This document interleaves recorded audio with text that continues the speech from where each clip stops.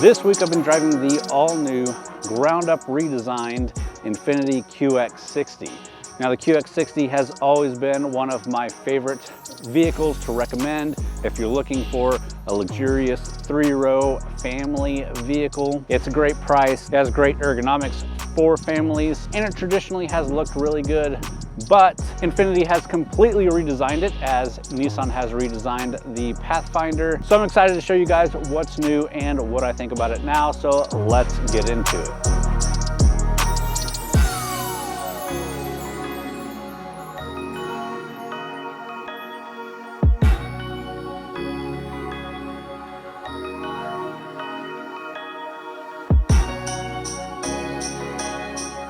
So let's quickly talk about the trims. The actual trim names haven't really changed even with the update. You have the Pure, which is the base trim. Then you have the Luxe, the Signature, and the Autograph. This here is the Autograph. Now each of those trims are offered in both front-wheel drive or all-wheel drive, and this is the all-wheel drive model. So this is basically the top of the line you can get. So there will be a lot to go over. So let's start that with looking at the exterior design. All right, and with the redesign, there is a little bit to look at here with the exterior design. First off, that signature Infiniti grille with the chrome bezel around it. Nice, big, and bold. Those more squished in headlights, all LED. And this one does have the adaptive lighting system. And if you take a really close look at those lights, there is a lot of design detail in those lights that look really nice and premium. Moving around this vehicle, you can definitely see that the lines and proportions of this vehicle have grown. It looks a bit more boxy than the previous generation did. A lot sharper lines, less curviness to the bodywork. It makes it look and feel like a much bigger vehicle than it actually is, which I do like. You can see those side mirrors are power folding side mirrors. You've got the dual tone body color on those side mirrors as well. Our wheels here are 20-inch by 8-inch luxury machined aluminum alloy wheels with charcoal metallic finish. We do have the intelligent key with remote start. We also have some integrated roof rails, but you don't have the side rails attached here.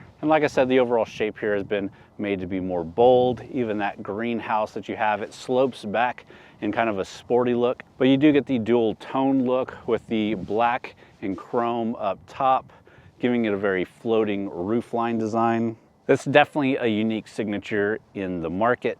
And then along the back, you do have the LED taillights as well as the LED high mounted brake light.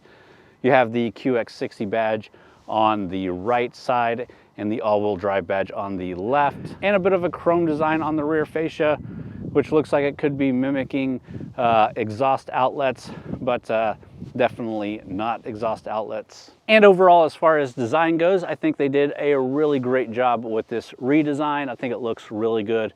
I like the design of the previous generation, but like this even more so. Really great job, Infiniti. It still looks like an Infiniti, still has that lineup signature look, but also looks distinct, and you can tell that this was a big redesign over the previous generation. But let me step back real quick and talk about the dimensions of this vehicle before we move on. So the full wheelbase is 114.2 inches.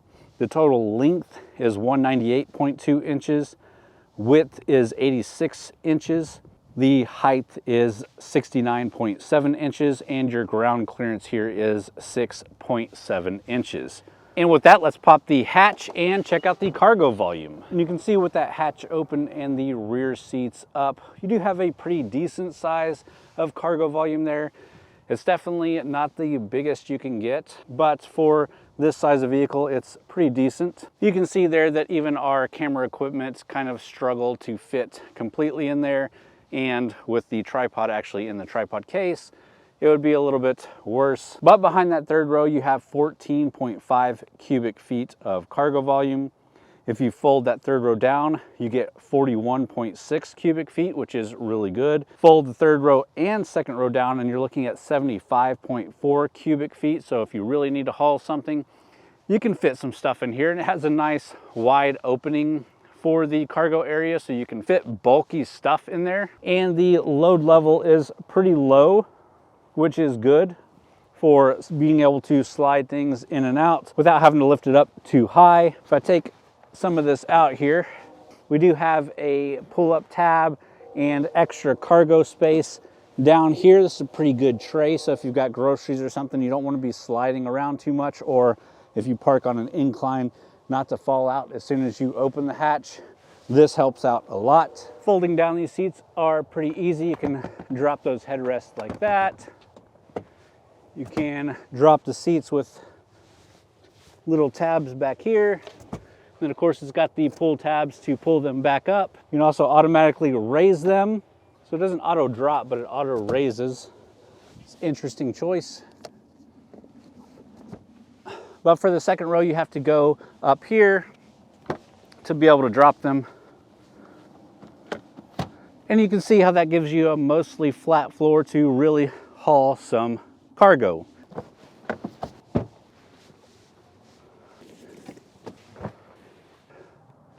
All right, and before we jump in and take a look at those rear seats, let's go ahead and pop the hood and check out the engine that powers this QX60.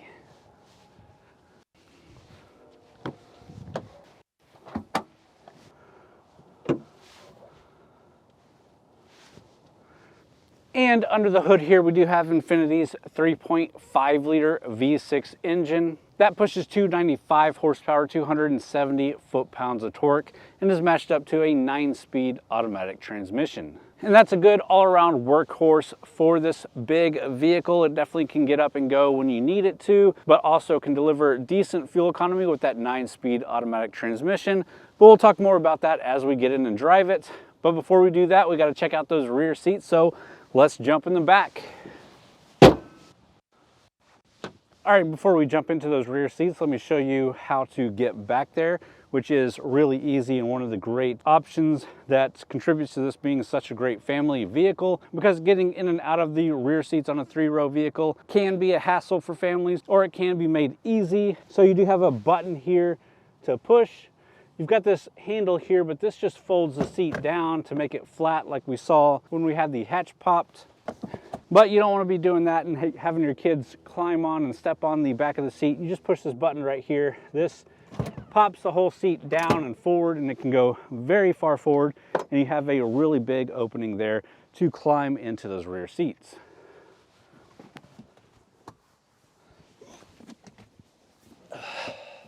All right, and I'm 6'1", bigger guy, and I fit back here okay. The seat can close. That severely reduces knee room. I don't have a ton of headroom here either, so I wouldn't recommend putting full-grown adults back here, especially big Texas guys. But throwing the kids back here, not a huge deal, especially smaller kids. You do have some amenities like USB power, but other than that, not a whole lot back here. But getting out is pretty easy. All you have to do is push the button there on the back of the seat. And the whole seat folds forward and pushes way up again, and you can easily get back out. Easily, for a kid at least. And then when you get back out of those rear seats, you just pull it back and push it back down, and all is good. But now it's time for the second row, so let's jump in and close the door. All right, and here in the second row, much different story. Much more comfortable, a lot more room. You can move these up and back to give more room to the rear seats or to give more room to the front seats. We do have USB ports, USB type A and USB type C, as well as 120 volt power outlet and your own climate control, because this is a tri-zone climate control. And you can see here we do have heated seats back here. These are the captain's chairs with heated seats, which are extremely comfortable. And you can see the autograph embossed here into the seats. We also do have a removable center console here. So this can be pulled out. So you have a bit of a mid pass-through here, kind of like in minivans, which some people like. But it does have a ton of storage in here, cup holders, obviously, and removable if you need it to be. But with that, let's go ahead and jump in the front seats, check out the rest of the interior, check out the tech in this thing, and then we'll take it for a drive. All right, and here in the interior, this one is really nice. Obviously, it's the Autograph, so it's going to have the nicest interior you can get. We do have the saddle brown leather with black color scheme in here. These are the quilted semi-aniline leather seats, and it's super nice looking, quilted, perforated. You've got the white pipe strip here and the white stitching, and of course that Autograph moniker being embossed in the back of the seat there.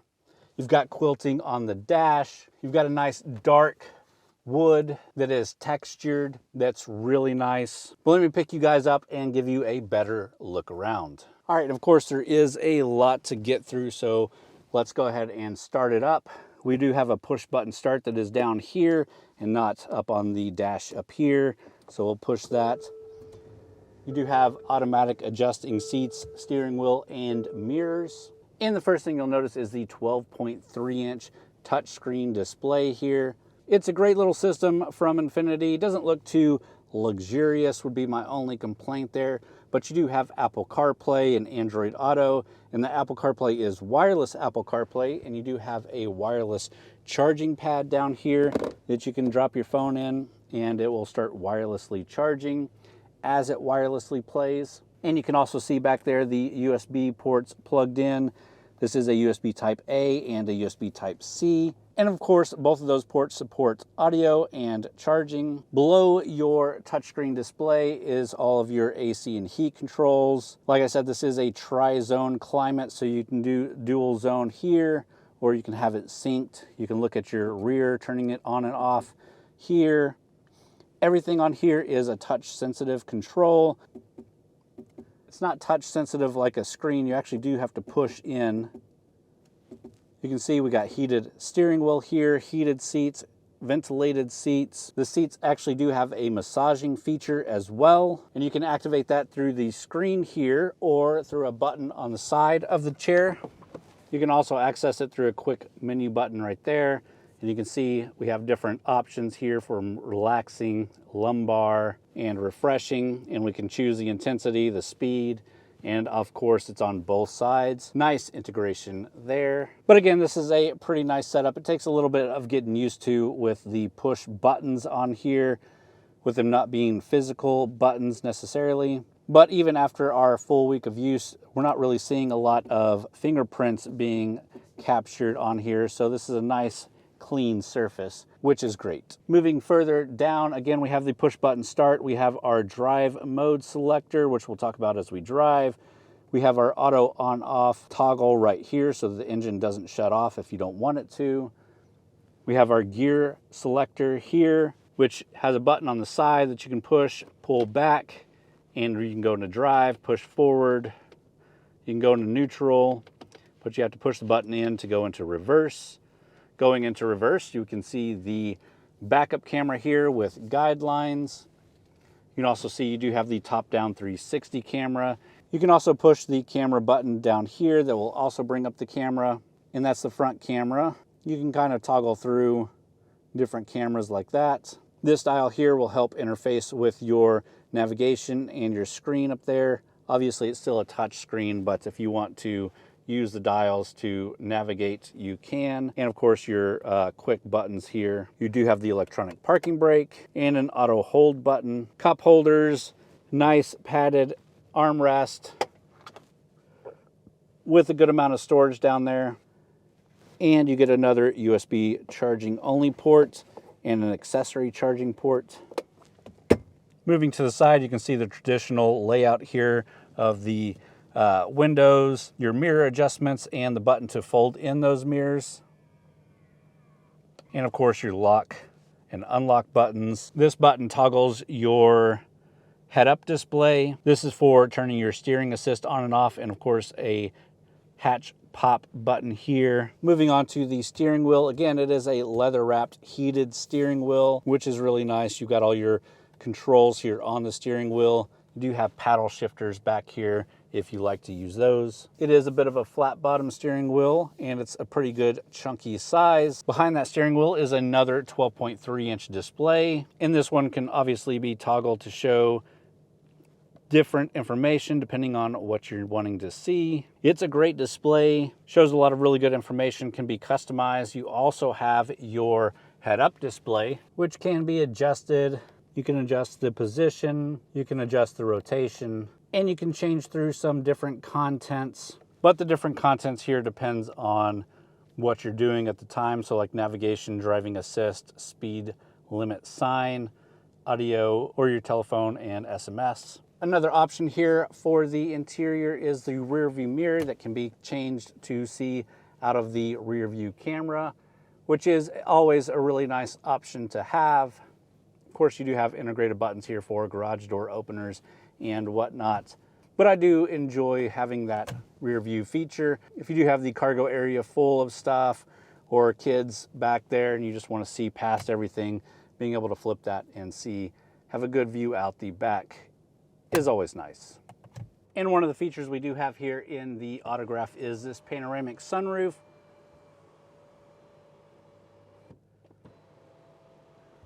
Pretty nice, but definitely too cold for it to be open today. This Autograph trim is also equipped with the Bose Performance 17 speaker audio system, and it sounds really good. It bumps really well. The kids kind of enjoyed that more than I did, but it sounds really good.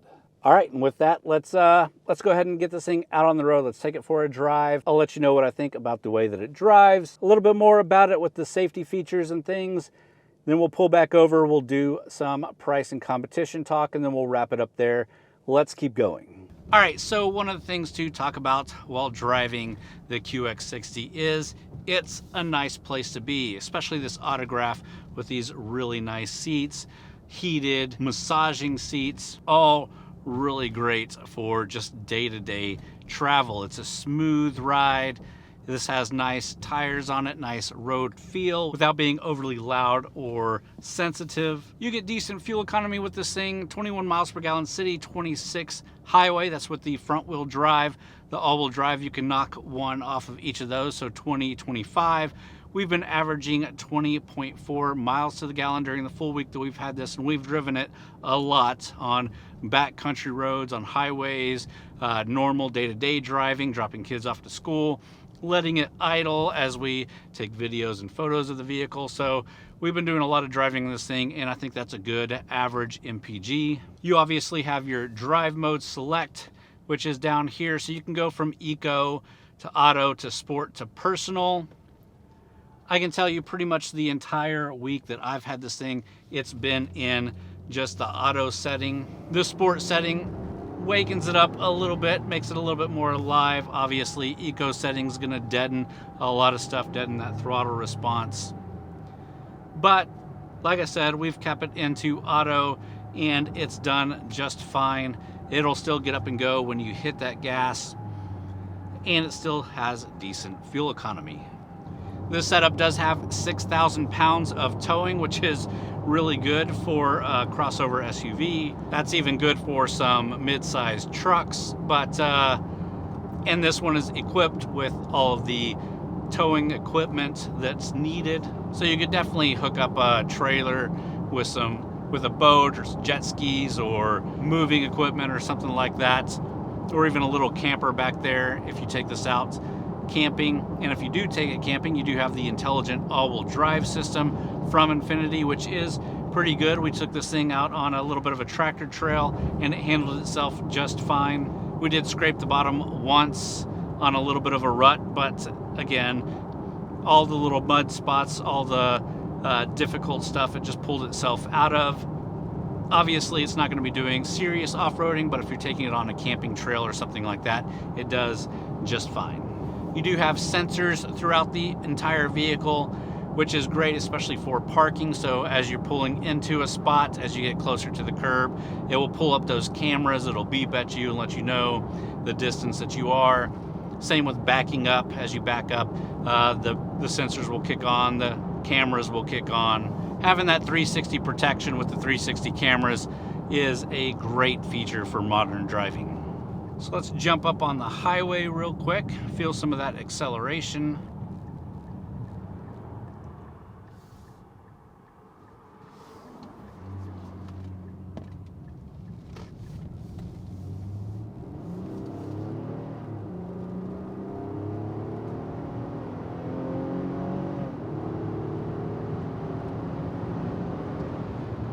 Yeah, that power definitely gets up and goes just fine, no issues there.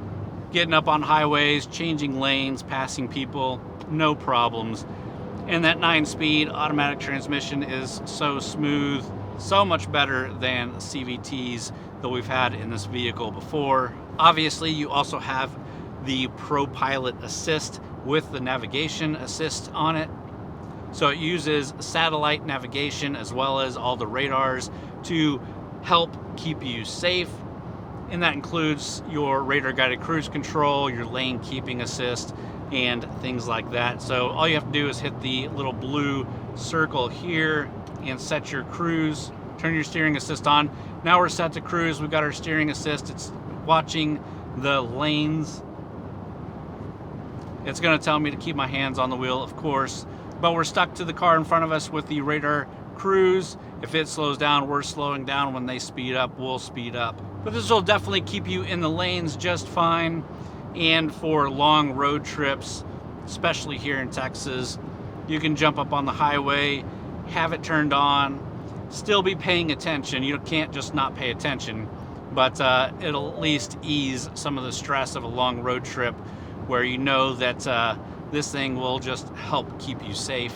It's definitely one of the better systems out there. I think it rivals with what Hyundai is doing.